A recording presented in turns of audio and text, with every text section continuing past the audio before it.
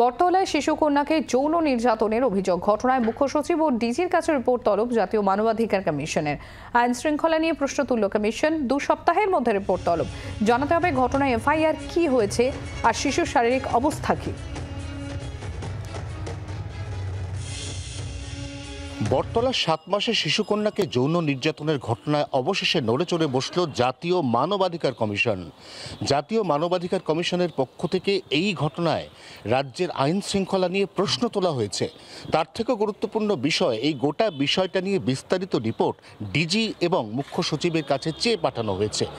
ঠিক কোন পরিস্থিতিতে এই মুহূর্তে রয়েছে ওই পরিবার, ওই শিশুর এই মুহূর্তে শারীরিক অবস্থা কি, তাও বিস্তারিতভাবে রিপোর্ট আকারে পেশ করতে বলা হয়েছে। নিঃসন্দেহে এই ঘটনায় জাতীয় মানবাধিকার কমিশন এবার নড়েচড়ে বসায় বিষয়টি অন্য মাত্রা পেল বলে মনে করছে প্রশাসনিক মহল। জি 24 ঘন্টার জন্য ক্যামেরায় তরুণের সঙ্গে অয়ন, কলকাতা। বাংলার আওয়াজ, বাঙালির আবেগ, জি 24 ঘন্টা।